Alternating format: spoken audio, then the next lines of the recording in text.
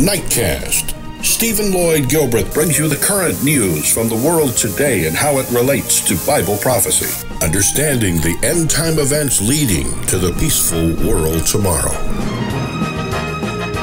Ladies and gentlemen, Stephen Lloyd Gilbreth. Good evening, friends, and welcome to this November 30, 2014 edition of Nightcast. Opening story tonight comes out of China. A driver in China managed to jump out of his car just moments before it was swallowed by a huge sinkhole. Now, friends, I've got to make a quick on-the-air adjustment because I came in on the wrong layer. If you know, some of you will know what I mean by that. Good, we got it straightened out, I think. Now, let's check out this. Okay, there's the opening story frame in the video. The 13-foot, 4-meter wide chasm opened up at a city in the Fujian province after a heavy goods vehicle passed over it. Chris Rogers has the report. Because I really like as a driver, it's always wise to you, but you wouldn't cross a 13-foot wide sinkhole. This is a driver in China. He's just enough time to jump out of his car before it was swallowed up. It opened up at a busy junction in Fujian province. Moments after he climbed out of the car, traffic surveillance footage shows the vehicle totally disappear into the hole. Let's just hope he was insured. Indeed, and thankful that the fellow was able to escape from that. You know, that's this year we've had sinkholes open up in Florida. Last year, a huge sinkhole in Chicago. Year before that, 2012, a giant sinkhole in Ohio. We had those reports here on Nightcast for you.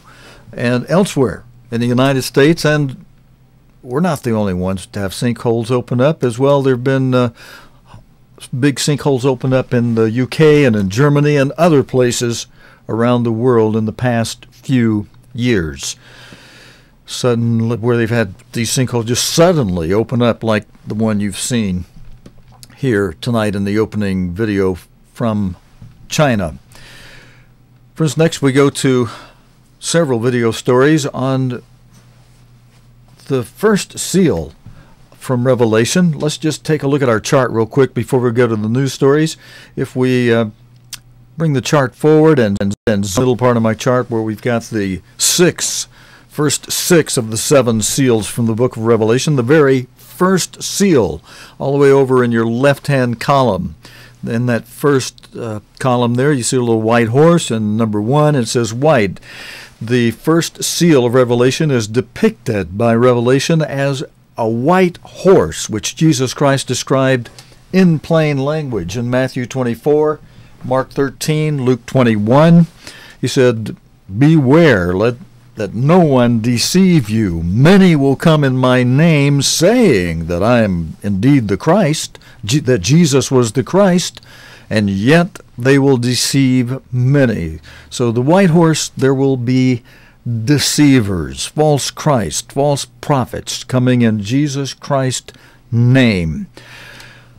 The Pope and the Patriarch issue a pledge to support Mideast Christians. The Pope, who is visiting Turkey, today was the 3rd day of his trip to Turkey, after being in Strasbourg, France earlier this week, where he spoke to the European Parliament on Tuesday. But in Turkey, you can see him there. You can see them there together on the opening frame of the video. The Pope visiting Turkey met Patriarch Bartholomew I, the spiritual leader of the world's 250 million Orthodox Christians.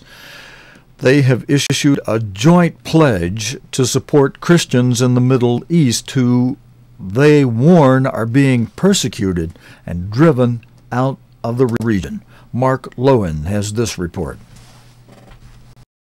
much the focus on talks and signing a joint declaration with Bartholomew the Patriarch of Constantinople, as he's still known, to try to further the rapprochement between the two wings of the Christian Church, which dates back to 1054, when the Western Church was based in Rome and the Eastern one in Constantinople.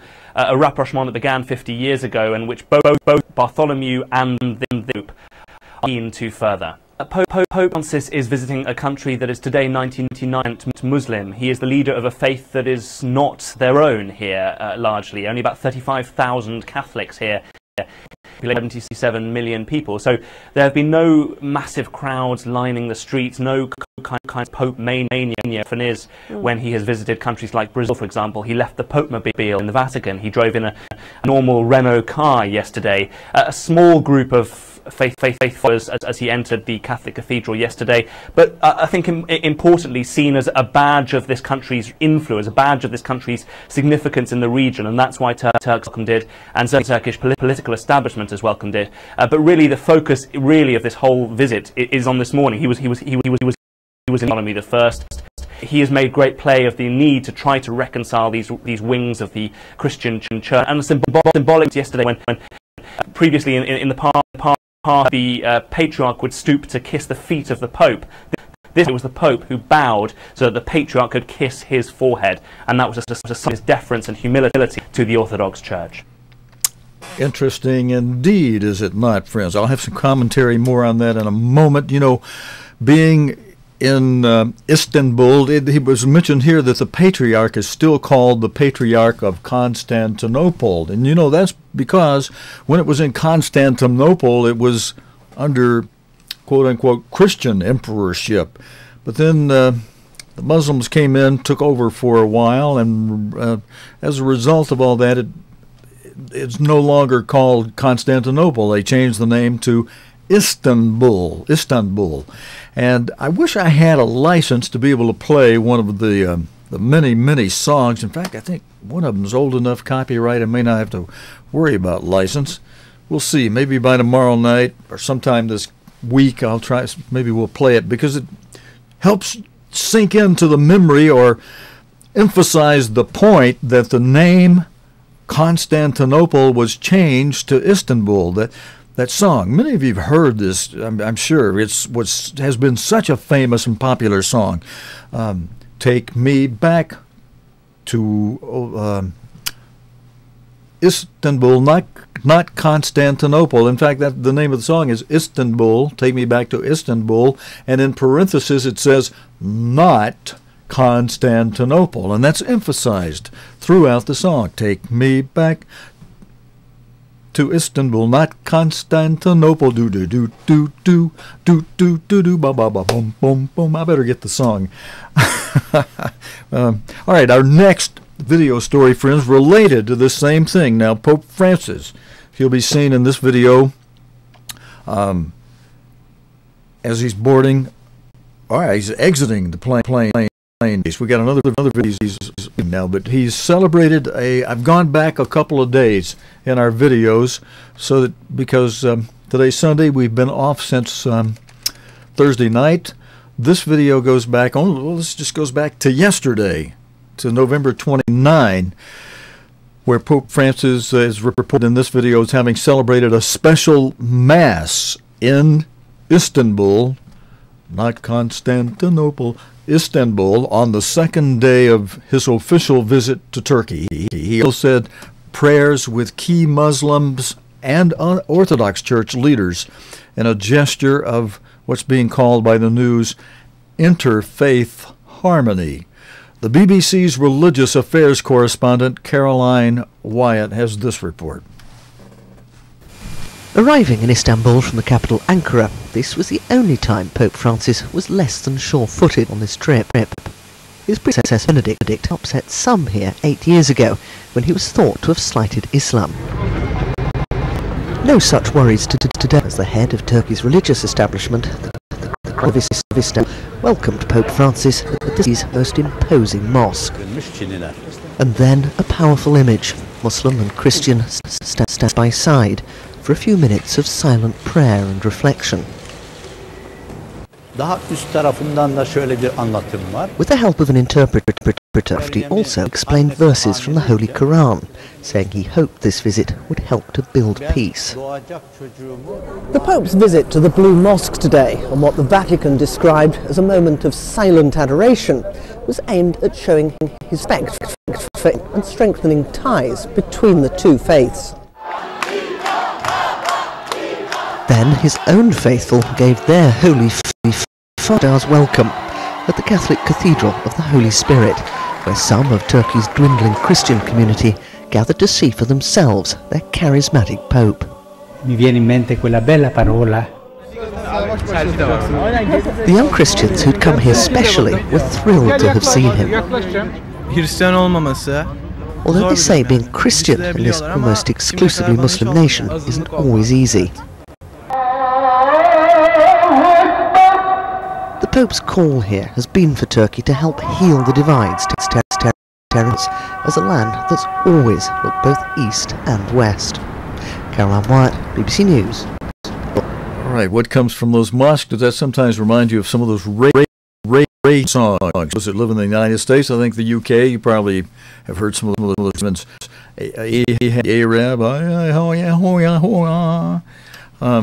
Okay, all right. More on this story, friends. Pope Francis has called for greater dialogue between religions to help end all forms of fundamentalism. Again, the Pope is visiting Turkey. It was his third day in the Turkey today, where, again, the number of Christians in the population has fallen. And as you'll hear in this report, it's fallen from 20% to only 1/4%. It's fallen from 20% to 0.25%. That's just 1/4%, from 20% to 1/4% in the last century. Caroline Wyatt, again, has this report from yesterday's news. Not known for his love of pomp and circumstance, Pope Francis could hardly avoid it. Greeted in Ankara by guard of the new palace built for his host, the Turkish President Tayyip Erdogan. In this almost wholly Muslim nation, with the war in Syria all too close, the Pope's call was to people of all faiths to work together against the barbaric violence of Islamic State extremists. Di tutti I credenti. He said fanaticism and fundamentalism need to be countered by the solidarity of all believers, a solidarity that must rest on respect for human life and for religious freedom. The Pope went on to Mosque for welcoming over 1.5 million refugees from the war, saying the international community had a moral duty to help provide for them. Yet, according to the Turkish president today, it's rising Islam in the West that's helping fuel these radical Islamist fighters, as those who feel oppressed or downtrodden are easier to recruit. On this trip, the Pope is seeking to build with the Muslim world, as well as reaching out to the Orthodox Church. But it's a difficult balance in a country where Christians have become a tiny minority, less than 1% of Turkey's population, and are threatened across the border of the Middle East. Caroline Wyatt, BBC News, Istanbul. Friends, toward the end of Caroline Wyatt's report, you heard her say that in this video report that we just played, you heard the reporter Caroline Wyatt say that according to the Turkish president, now she said today, but this is yesterday's video news report, so the Turkish president would have said this yesterday, Saturday this week, or Saturday actually of last week, since the week changes to the 7th day, which was yesterday, Saturday. He said, it is rising Islamic fervor in the West that is helping to fuel these radical Islamist fighters. That's what the Turkish president did say there. Now, friends, I've got the next video actually has the same heading, but because this one comes from Friday's news, I believe I recall as I've done Friday when I downloaded this news report that the Pope will say a few things. There'll be a few different things in this report. The lead-in for it says Pope Francis has called for an interfaith dialogue to counter fanaticism and fundamentalism. Well, that's about the same so far, but we're going to take a look and see if there's not something a little bit different in this video. It's essential that Christian, Muslim and Jewish citizens, both in terms of the provisions of the law and in their own life, follow the same, have the same rights and abide by the same duties. In this way, they will more recognize each other as brothers and fellow travelers, moving away from incomprehension and favoring cooperation and understanding. Religious freedom and freedom of expression, guaranteed effectively to everyone, will stimulate the flourishing of the friendship and will become a significant sign of peace. In the Middle East, Europe and the world await this flourishing. Unfortunately, we are still witness to very serious conflicts in Syria and in Iraq, in particular, and the terrorist violence doesn't seem to wane, to diminish. The most basic humanitarian laws are being violated towards prisoners and entire ethnic groups. There have been and there still are grave persecution towards minorities, in particular, but not only Jesuits and Christians. Hundreds of thousands of people have been forced to leave their homes and their homeland in order to save their own life, in order to be faithful to their religion. Turkey generously welcoming a huge quantity of refugees, is directly involved in this dramatic situation on its borders, and the international community has a moral obligation to help Turkey help the refugees. Taking a voice, friends, very much putting himself in a position to be able to advise people of Europe and the Middle East. I'll have more commentary on that after we go back to, earlier in the week, Pope Francis spoke on Tuesday before the European Parliament in Strasbourg, as I mentioned at the opening of the story, and on Tuesday we played more fully the video of his speech there, but I want to take an excerpt from Tuesday's address by the Pope before the European Parliament in Strasbourg, France, which is the headquarters for the European Parliament.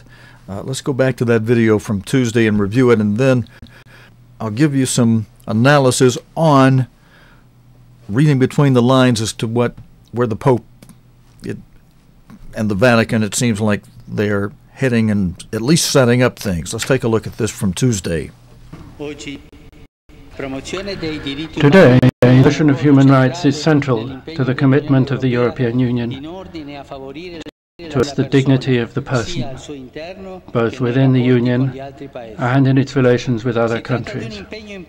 This is an important and praiseworthy commitment, because there are many situations in which human beings are being treated as objects whose conception, whose configuration and whose utility can be programmed, and who can then be thrown away when they're no longer useful, because they're weak, because they're sick, or because they're old. What kind of dignity can there be without the possibility of freely expressing one's thought or professing without one's own religious faith? What dignity can there be without a clear juridical framework which limits the rule of force and enables the rule of law to prevail over the power of tyranny? What dignity can there ever be if men and women are subjected to all kinds kinds of discrimination? And what dignity can a person ever hope to find when he or she lacks food and the bare essentials for survival, and worse yet, doesn't have the work which confers dignity? In that talk on Tuesday, friends, this past week, or last week, the Pope is noted for also saying, as you heard here, that Europe appeared to be elderly. In other words, the government of Europe is showing itself with limited power or strength. So in essence, the Pope is chiding the Europeans to whip itself together, to whip itself into shape, to become more mighty in power, in order to be able to overstep the Yankee power over Europe, a power that has shown itself to be waning, especially as the weakened superpowers of what was, alongside the U.S., the USSR, but now merely Russia, was seen grabbing off Crimea right under the nose of the American-created power of a diminishing NATO. And when I say American-created, at least initiated power of a diminishing NATO, an alliance that many in Europe would like to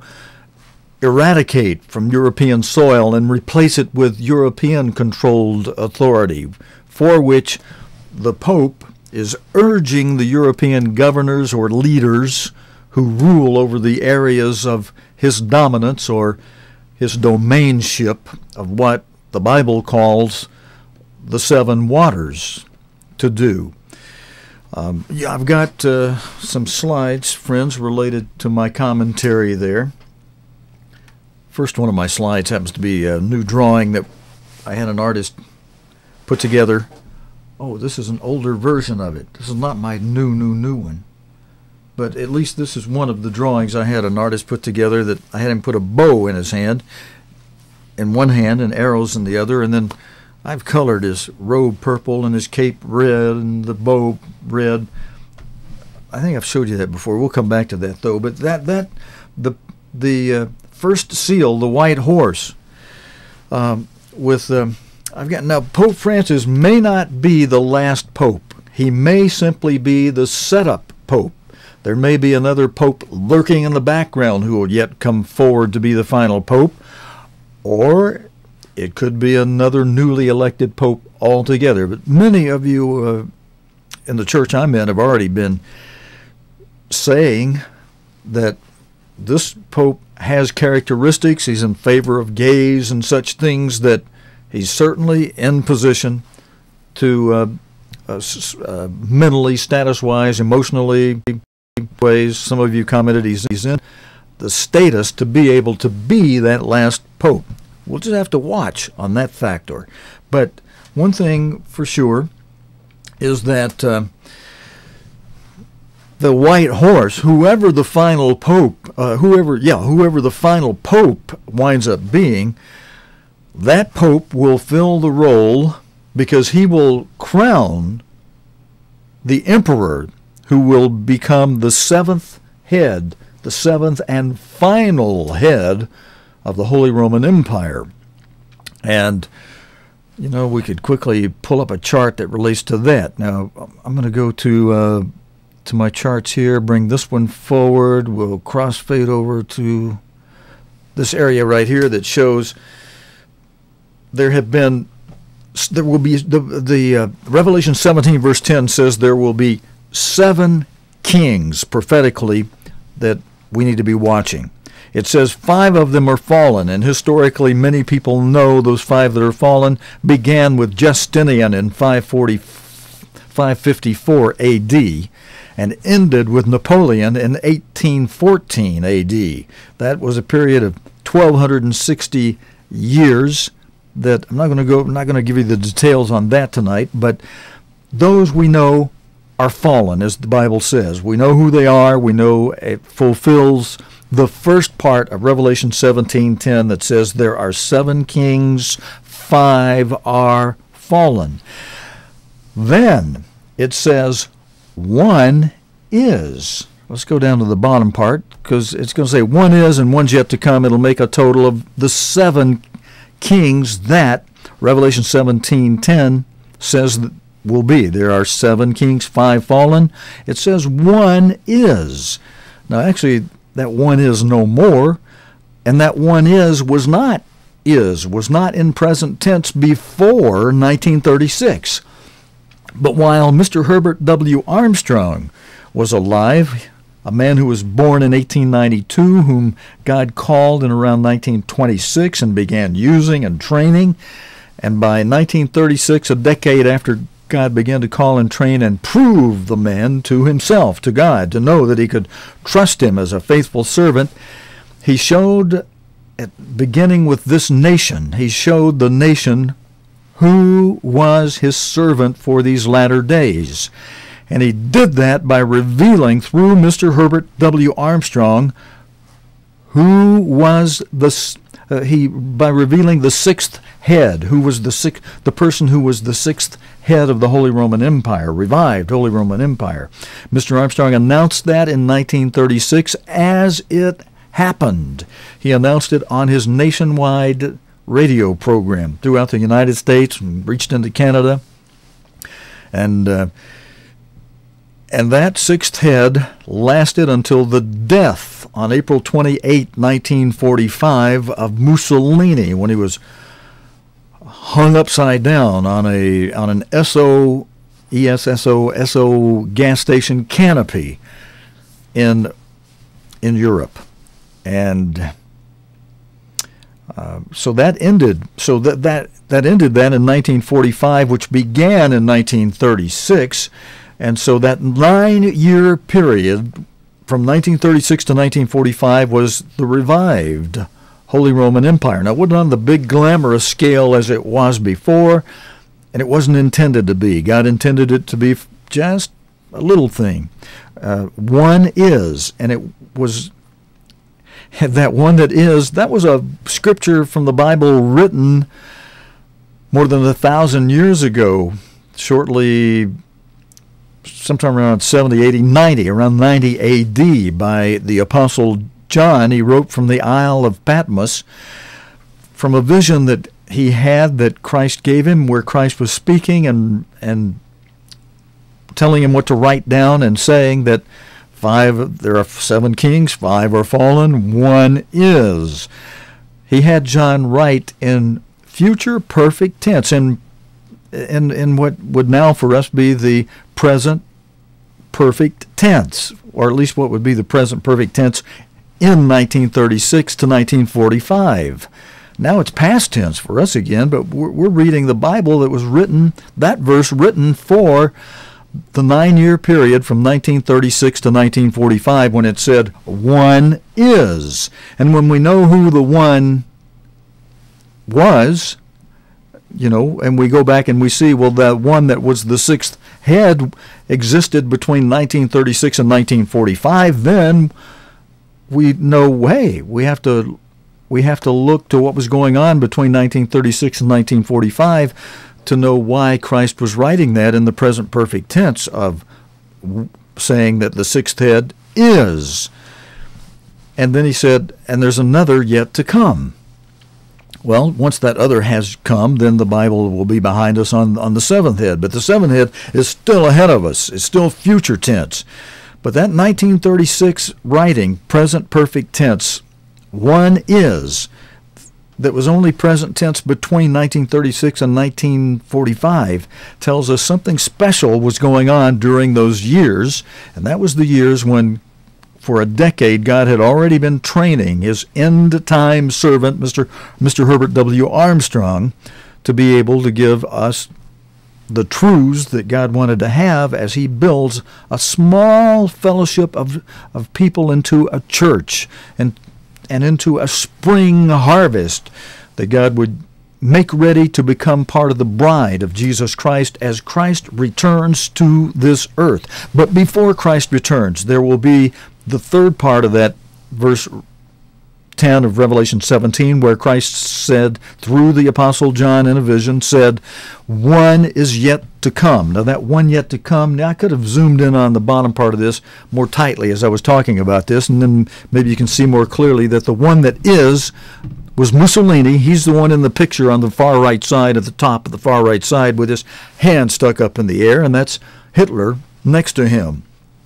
And in Mussolini's mind, Mussolini was greater than Hitler, because in Mussolini's mind, Mussolini was the emperor of the Holy Roman Empire between 1936 and 1945. He had a signed concordance from the Pope at that time. Go back, check this history. You'll see what I'm saying is true. And there are newspaper stories, not front page, but buried back a little ways, that show Mussolini making the claim himself that he had, after his invasion and conquering Ethiopia, that he had claimed the restoration of the Holy Roman Empire with a concordant from the Pope at that time. Now, the very bottom part, for us who are alive and remaining now, this is future tense and very relevant to us. And the other is not yet. The seventh head, the seventh king of Revelation 17:10 of the seven kings, the seventh one is yet to come.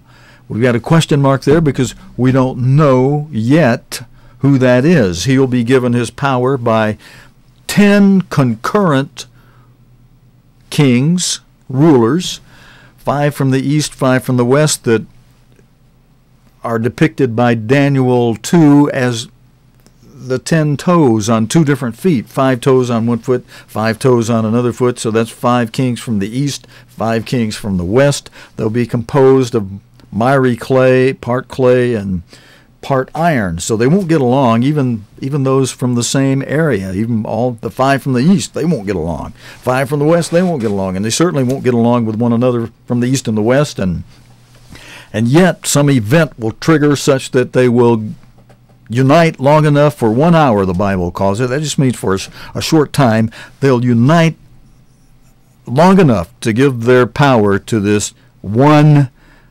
newly crowned emperor, whom the Pope will crown in a coronation ceremony which will be held in Frankfurt, Germany. Now, friends, if you just Google Kaisersaal, or Emperor Hall, Frankfurt, Germany, you'll get stories and even YouTube videos and what have you galore about the emperors who have been crowned in the Emperor's Hall in Frankfurt, Germany. That's where the Pope goes to hold the coronation ceremonies for the emperors that he crowns to become the head, the emperor of the Holy Roman Empire. It's done in Frankfurt, Germany.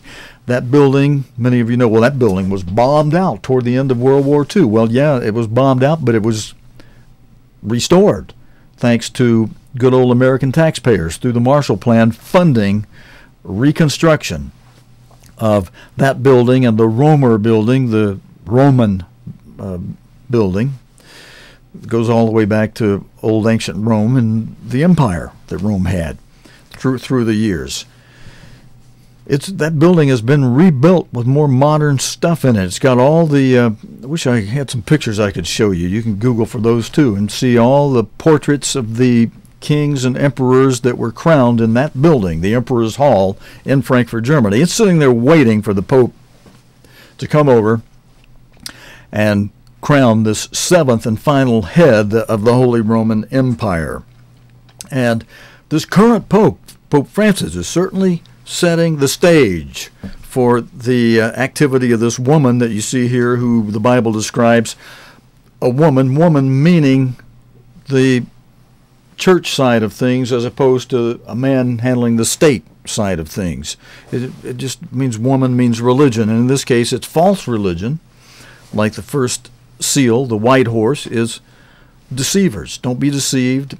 They are anti-Christ, anti-prophets, false Christ, claiming the name of Christ and talking about Jesus and yet denying the message that Christ brought. But All right, I've scooted the woman back so you can see she's riding on a huge beast, a huge red beast. This is the land beast, the beast that comes up out of the earth that Revelation 13 talks about, beginning in verse 11 of Revelation 13.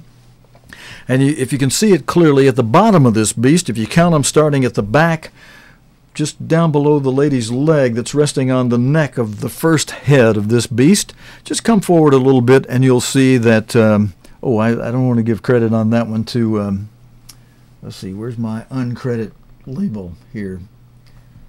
Well, I can't find my uncredit label, but, all right, BBC, you can have a little credit for that. That beast actually comes out of the booklet from Who and What is the Prophetic Beast, a booklet written by Mr. Herbert W. Armstrong. But that lady's leg, the woman's leg, goes down, not a lady, the woman's leg goes down the neck of that first beast, and then come forward a little bit, there's the second beast, then a little further, there's the third beast, and scoot up around toward the front, you see, the head of a fourth beast, and then the head of a fifth beast, and then right under the big-headed beast there on top, a little head sticking out between the two front feet, behind the bigger head, there's a sixth head back there. That sixth head is the one that represents Mussolini, and so it was only a 9-year period, so it's represented on this graphic drawing as a smaller head. Back in the back, the head on the back, that would be Justinian. Bring it forward to the fifth one is Napoleon, and the one right behind Napoleon, Mussolini. And then right up above it, the seventh head, we don't, as I mentioned earlier, we don't know who that beast will be yet, who that emperor will be yet. But the 10 horns you see on top of this seventh head, the top head up here, that will be the future emperor of the Holy Roman Empire. Those 10 horns represent the 10 concurrent rulers who will give their power to this future emperor to be crowned by that woman. You see behind the beast, riding the beast, that woman being the head of a great religious system in the world that deceives the whole world. I don't mind telling you, many of you know it, I don't mind saying it. That will be a pope from the Vatican, whether it be Pope Francis or Pope Ratzinger revived or some other pope. Pope Francis is certainly doing I don't know if to use the word commendable would be correct or not, but he's certainly doing the job well. You can do evil well. He's certainly doing the job well in setting things up for all of this to be able to come together in these latter days. Now, I mentioned to you that there was that beast that we just looked at is the beast rises up out of the earth that Revelation mentions beginning in verse 11 of Revelation 13. Beginning at the first verse in Revelation 13, there's this beast rises up out of the sea. And this beast, which is kind of a conglomeration beast of the 4 separate beasts that Daniel described in chapter 7 of Daniel, where, let's go to this to make it easy on you. Let's go to my chart over here. Let's go to this chart. No, we want to go up to the top of it, not the bottom. Come on over to the top part of this chart, where we've got at the very top on the left side from Daniel 2, we've got a head of gold that represents the Chaldean Empire over which Nebuchadnezzar was the head. And as Daniel explained what was going on to King Nebuchadnezzar, he said, King Nebuchadnezzar, you are this head of gold on this great image that you saw in your dream, a dream that God revealed through Daniel and is recorded in the 2nd chapter of Daniel. Now, in the 7th chapter of Daniel, Daniel describes the same kingdom, the same Chaldean kingdom, when he gave the prophecy regarding the 4 beasts, with the first of those 4 beasts being a lion with 2 wings like an eagle. And that was still representative of the Chaldean Empire headed by King Nebuchadnezzar. Same thing. And so we've got them side by side. Daniel 2, Daniel 7, Daniel 2, a head of gold, Daniel 7, a lion with eagle's wings. And then going down one row In the Daniel 2 column on the left side, we have breast and arms of silver. That lines up with the bear from Daniel 7, representing the Persian Empire. Then one row down from that, we have the belly and thighs of brass. That lines up with the leopard that has 4 heads, which those two represent the Greek Empire. Then at the very bottom, the 4th row down, we have the 2 legs of iron from Daniel 2 lining up with this dreadful and terrible iron beast with great iron teeth.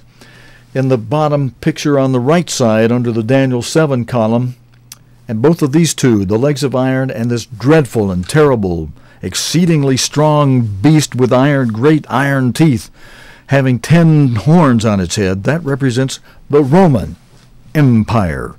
Now, let's go back to this picture over here, and you can see those 4 beasts that were on the right side of your screen, that Daniel described separately. They're all put together in one that comes out of the sea, as God described it through John in the first verse beginning in the first verse of Revelation 13. The beast of this that comes out of the sea had a body like a leopard. So you can see, sure enough, that's a leopard's body there with a leopard's tail, and yet it would have feet like that of a bear. So you can see the paws on this body of this animal, or hey, they look like the paws of a bear. Well, that's the way God described it would be. And it would have a mouth speaking like a lion. So you got the lion's head there that represents the first beast that's part of this conglomeration beast that rises up out of the sea. And it would be like a bear. A second beast, it's just go over toward the middle, you can see a bear's head, and then just below that, between the lion's head and the bear, you can see 4 leopard's heads, as the third beast was represented with 4 leopard's heads. So now, even before getting to the 4th beast, was the one with that on the top, with that head it's got the head of iron, and its mouth open with those great iron teeth, and that head looks dreadful and terrible and exceedingly strong because it's made out of iron. And it has 10 ghastly-looking horns on the top of its head. That's your 4th. It's called the 7th head because 4 heads on it. The first beast having 1 head, the beast having 1 head. With the first 2 beasts, you've only got 2 heads, but add the 3rd beast with 4 heads, now you've got 6 heads before we even get to the 4th beast. And so with 6 heads preceding it, the 4th beast is considered to be the 7th head with 10 horns. The first 3 horns, you see 3 little horns on the nose of that big ugly head, the 7th head there, the 4th beast. Those are the 3 little horns that began after the Roman Empire fell in 476 AD. And its revival was not that long-lived because the Pope had those 3 little horns, the barbaric little horns, Heriuli and the other 2, plucked up by the roots. And then, once he gets rid of the barbaric element of the Roman Empire, those 3 little horns, the Pope is able to ride those remaining 7 horns. So after plucking up the first 3 horns, even though there's a total of 10 horns, the 3 that are plucked up plus 7 more, God begins to refer to those 7 remaining horns as the first of the 7, the second of the 7, the third of the 7, and so on until you get to the last one, the 7th of the 7 remaining horns. And each one of those 7 horns are equivalent to one of those heads on that big ugly red beast that comes up out of the earth. And I've taken those 2 charts, put them together, and you see the white lines between the horns on the beast on the bottom, that is the beast that rises up out of the sea from verse 1 of Revelation 13. I've tied those with little white lines, curve line up with the heads on that red beast on the top, the beast that rises up out of the earth, the land beast. And so one for one, the remaining 7 horns line up with those 7 heads. Those remaining 7 horns on the beast that rises up out of the sea, those horns on that beast from the sea line up with the heads of the beast from the earth, the land beast.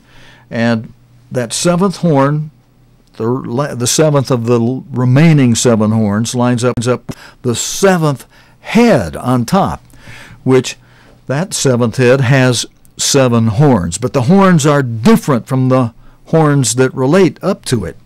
You know, the horns that relate up to it are successive. They're over a period of time, beginning in 504 with Justinian, and then the next government leader, and then right down to Napoleon, and then to Mussolini as the 6th head.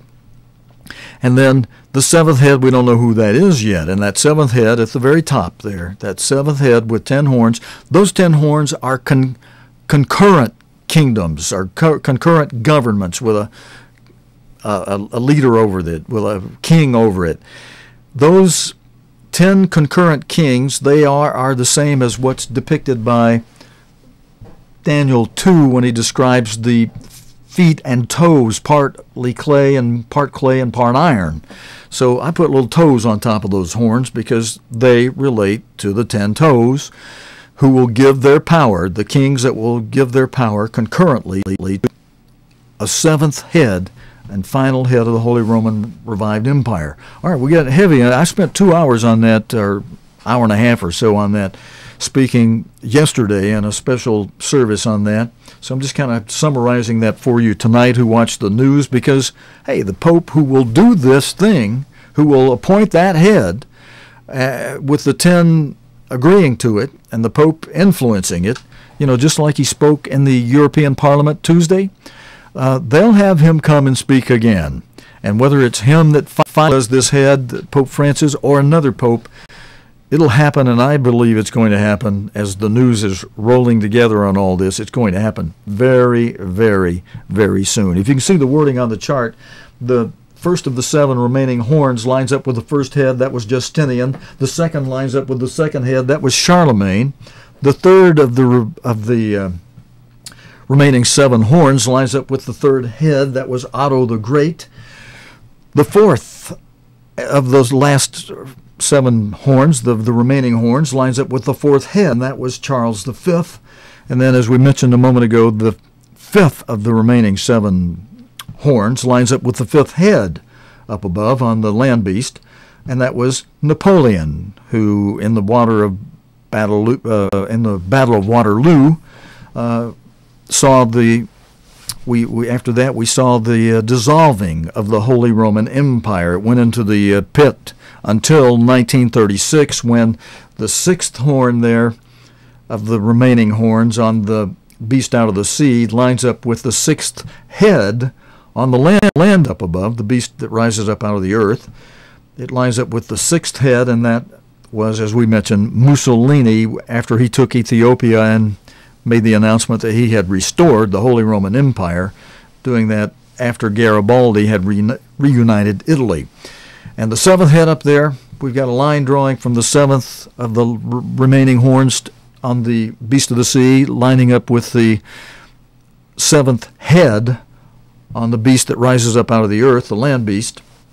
And question mark, we don't know who that leader is yet, who that emperor will be, but he'll get his power from 10 concurrent kings, the little horns representing kingdoms, and that lady, that woman who represents a church, a false church, who will be the Pope, who's done it before. He will hold the coronation ceremony for this 7th and final head in Frankfurt, Germany, in the Kaisersaal, the Emperor's Hall, up on the floor of the City Hall building.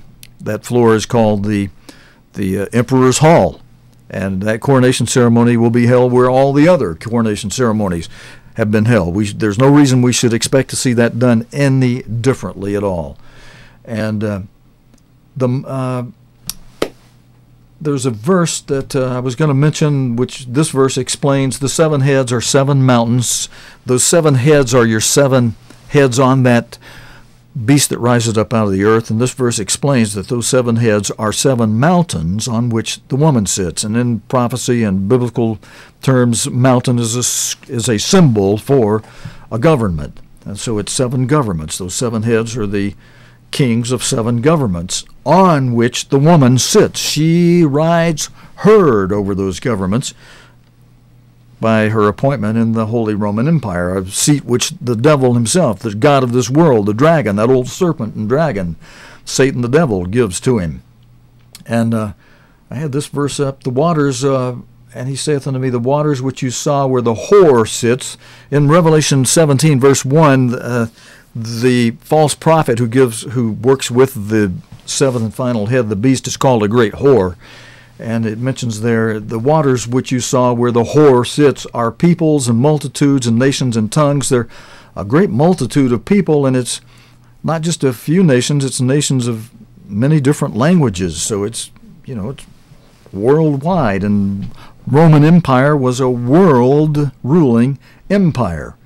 And those graphics I showed you, friend, came from the booklet, Who or What is the Prophetic Beast, by Mr. Herbert W. Armstrong. So a little something different in our program tonight. I went through a little bit of a lengthy explanation of who's who and what is what.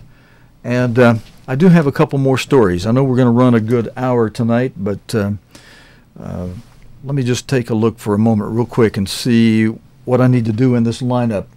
Okay, I got 10 more minutes I could reasonably go, and so let's pick up with this story. A century ago, Christians made up 20% of Turkey's population. The figure is now just 0.2%. Pope Francis is visiting the country, and we'll meet. I think, did I play this story for you? Am I repeating this one, perhaps, or am I just going senile on us here tonight? Istanbul, under its old name of Constantinople, was once a city of significance for Christian faith, but Turkey's population now has a very large Muslim majority. I've got a report from Mark Lowen, I think, it relates to the Pope's visit to Turkey, and I believe this has got some information in it that will be helpful. It's just a minute and a half long. Let's go for it. Faithful, but few. In Istanbul's Greek Orthodox Church, they gather, what's left of them anyway, led by the Patriarch of Constantinople, as this city was known, capital of a largely Christian Byzantine Empire. But today, Turkey is 99% Muslim. It's almost on. A population exchange with Greece, and expulsions meant over 1.5 million Greeks in Turkey a century ago, and now around 3,000. It's left orthodoxy here in tatters, told by a new exhibition. The ethnic cleansing of these non-Muslim minorities was, 1, a huge brain drain, 2, the loss of the bourgeoisie, and 3, they left with their culture. Today, Turkey is a monocolor country. It's a Muslim country. And friends, that's the main point to get out of that I wanted you to get. The Turkey has turned largely to a Muslim country. And Turkey, friends, in biblical terms, Turkey is modern-day Edom or Esau, who was a brother to Jacob. So for us who are the descendants of Jacob, whose name was changed to Israel, he had 12 sons, including Joseph, who had 2 sons who took his name. Ephraim and Manasseh stepped into the shoes of Joseph, and effectively it really makes us cousins, or we are the nephew of Uncle Esau, who is modern-day Turkey. Now, friends, I want to share this story from you out of China. The Chinese embassy has told a group of MPs, members of Parliament, of the UK Parliament, it will be stopped from making a planned trip to Hong Kong. Sir Richard Ottaway, who chairs the Foreign Affairs Committee, accused the Chinese authorities of acting in an, quote, overtly confrontational manner. His committee is examining relations between the UK and its former colony, where pro-democracy activists have been protesting since last September. The demonstrators want elections free from interference by Beijing. Sir Richard said he had been warned that if he and fellow MPs attempted to travel to Hong Kong as part of the inquiry, they would be refused entry. Let's take a look at this video.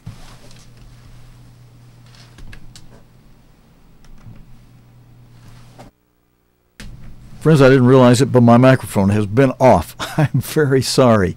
And I'm going to end with this story from, I fixed up a light so I would know my mic was on or off. I don't know how long it's been off, but I'm going to assume it's been off since that story ended a moment ago. We're going to end this program tonight with this story out of Portland, Oregon, because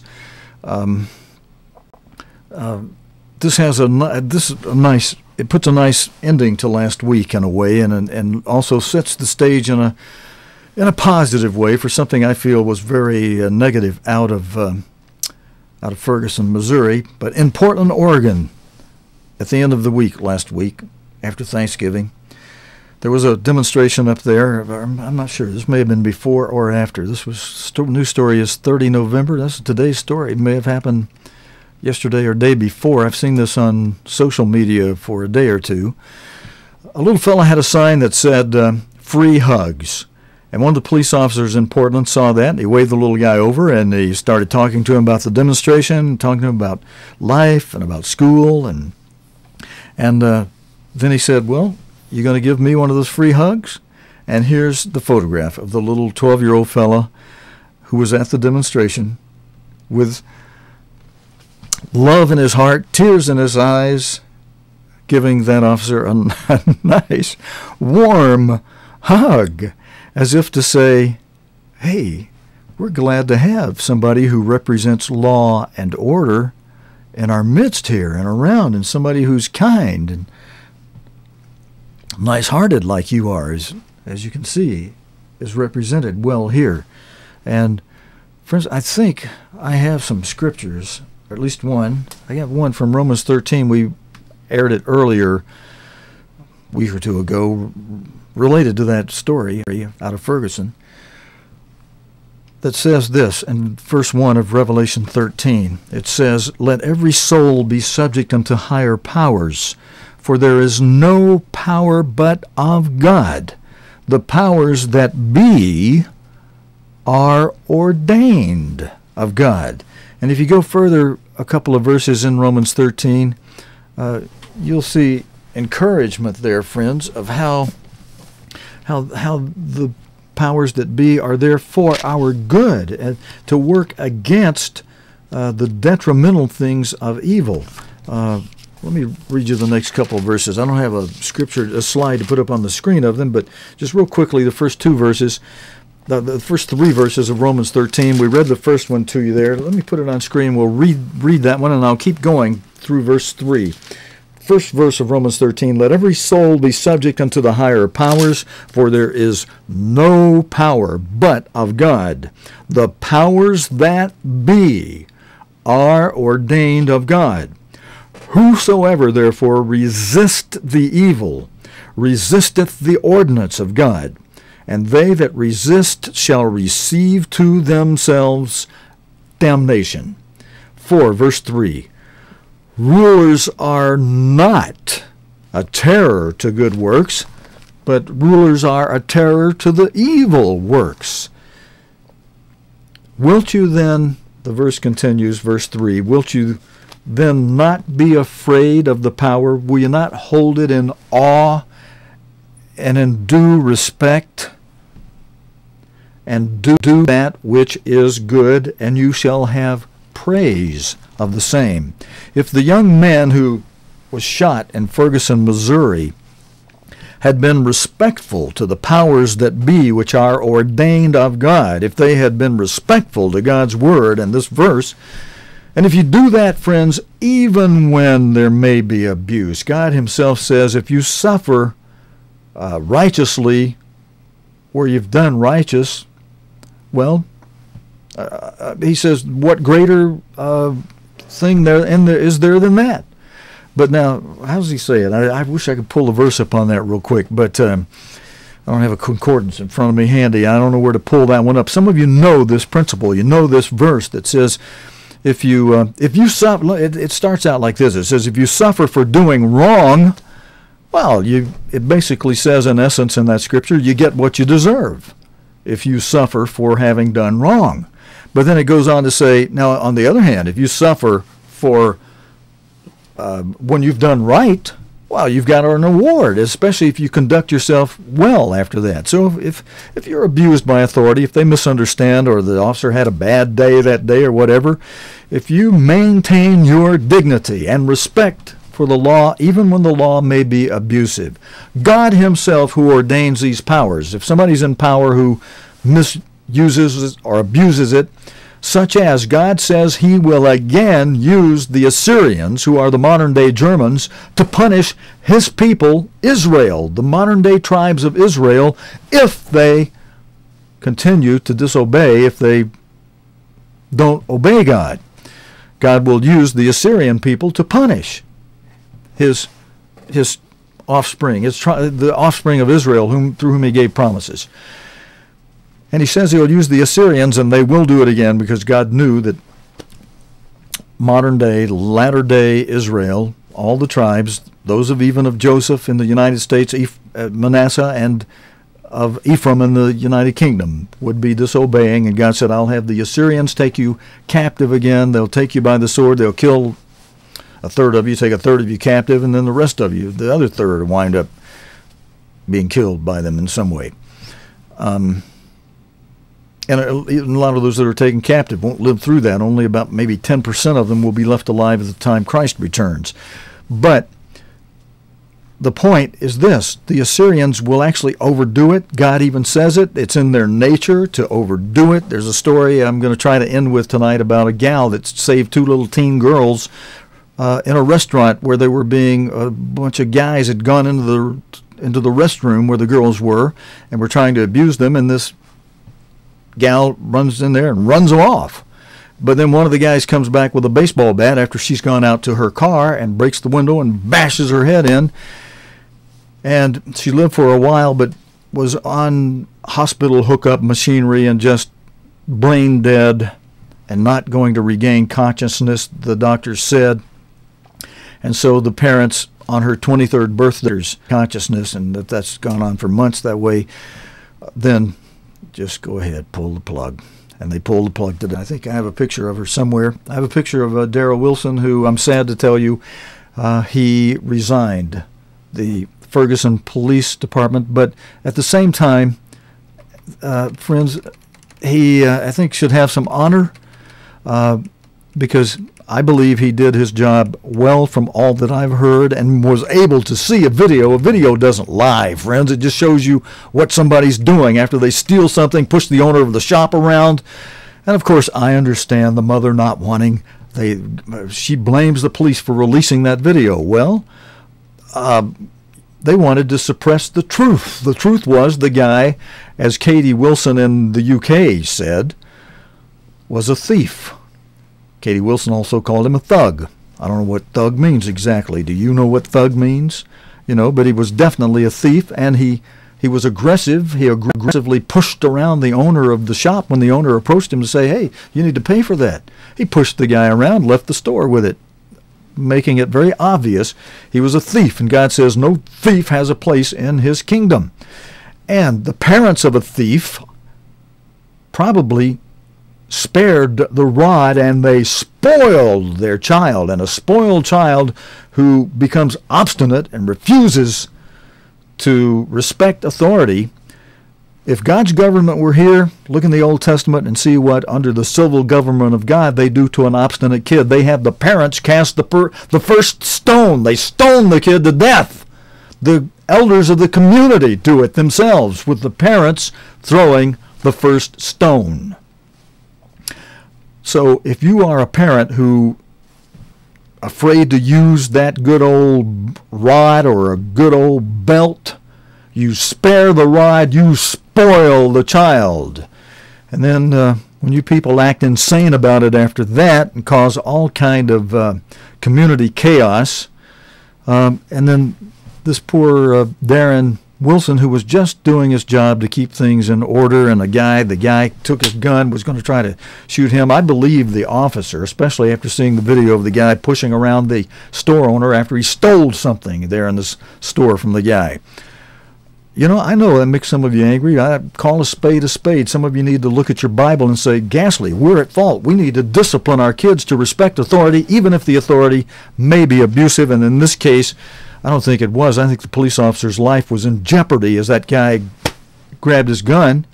When he tried to click it, the guy had his hand on the gun. He had already bapped him in the face. Is that respect for authority? The mother complaining, or father both complaining about, respect?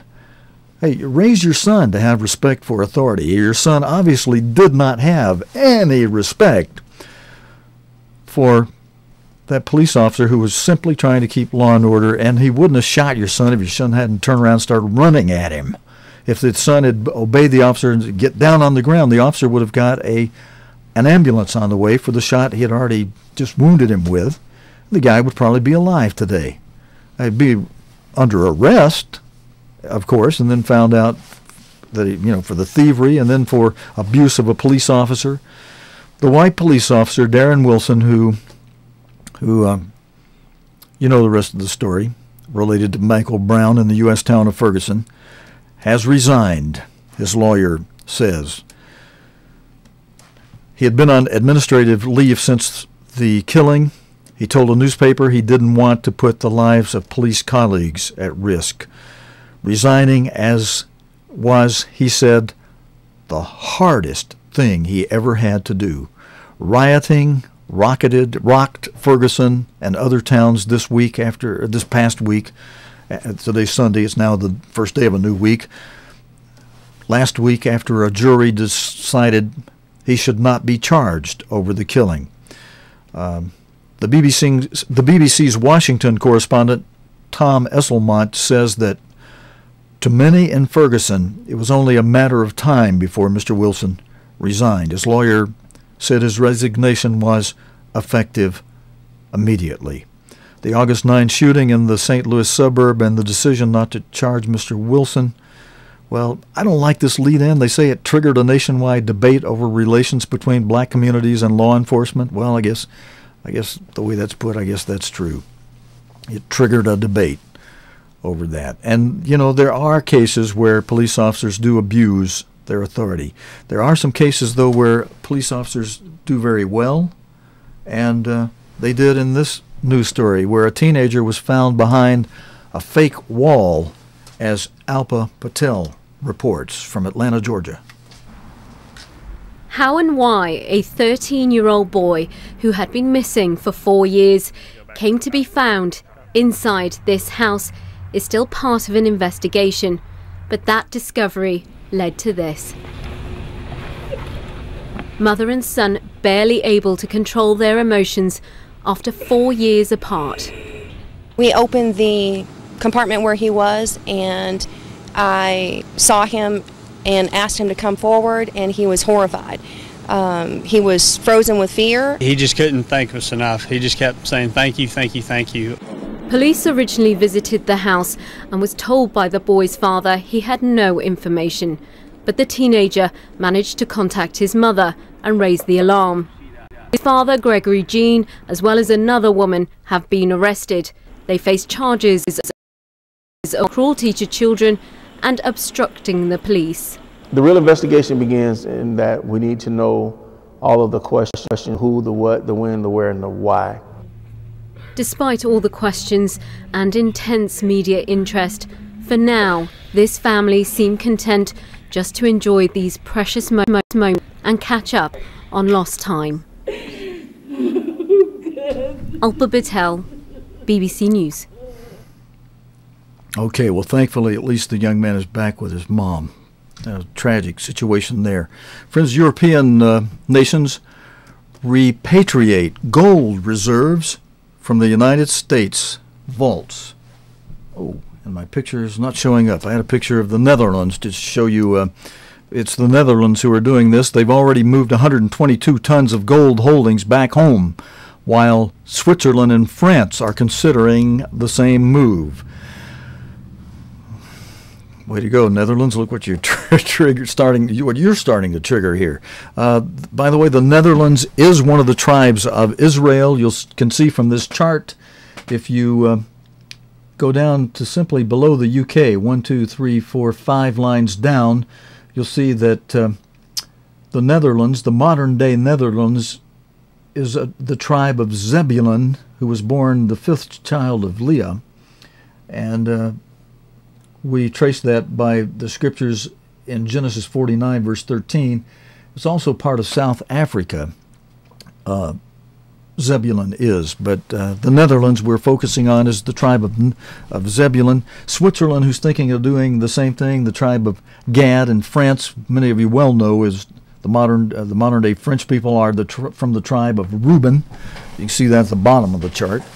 And those Switzerland and France are considering doing, Zebulun and Gad are considering what Zebulun has done. Let's see, I meant to say Reuben and Gad are considering doing what Zebulun has done. Germany abandoned the plan to repatriate its gold despite pressure from Eurosceptics. And that's something United States, one thing Europe and the Euro they're trying to do, and even though Germany held back from it, Germany during World War II, they just marched into France and other countries, and at gunpoint they took those countries' gold. And what they're trying to do in Europe is get the dollar back on a gold, get their money, get the euro on a gold standard, and the waning dollar, and part of the reason they're doing this. Let's see if I got some notes. Somewhere I made some notes of my thoughts on this and from reading several analyses on it. Here I've got one. From a report out of Moscow, there are growing concerns over economic stagnation and unprecedented money printing. That's the cause. That's what's pushed European nations into repatriating their gold and increasing their gold bullion national reserves. The 2008 financial crisis and its aftermath have revived interest in a monetary policy instrument of a bygone era. Gold. This trend is especially pronounced in Europe, where central banks face public pressure to buy more gold or bring back home what they hold in vaults overseas, according to the Wall Street Journal. And friends, that's it for today, except I want to show you this picture of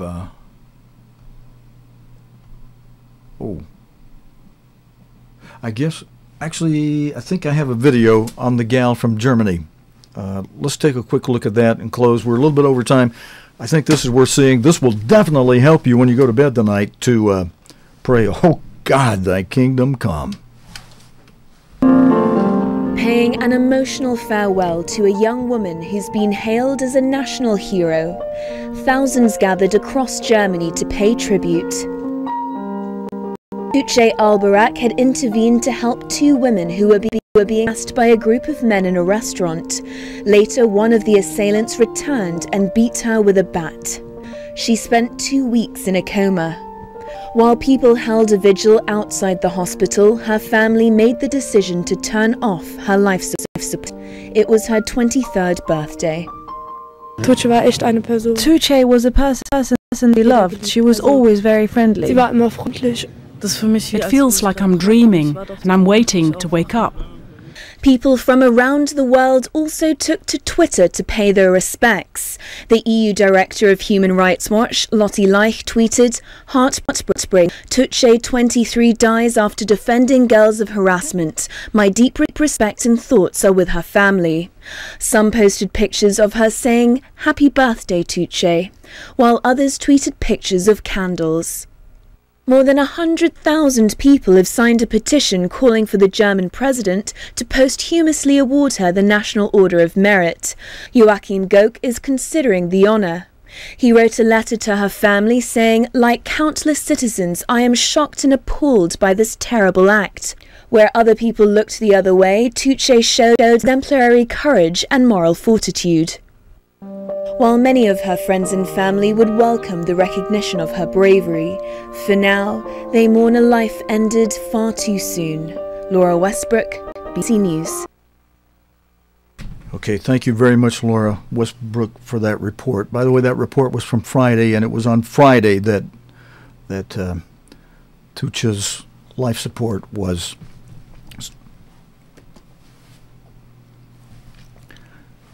switched off.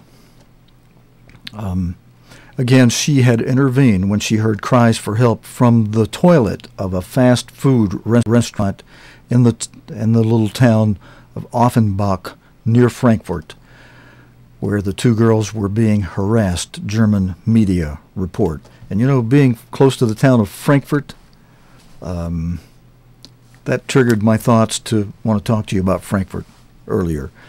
Friends, we better go. We're a little over time tonight, but I hope it was there's a lot in the news since last Thursday, and things of value to know about. Thanks for joining me this Sunday night. God willing, Creek Don't Rise, friends.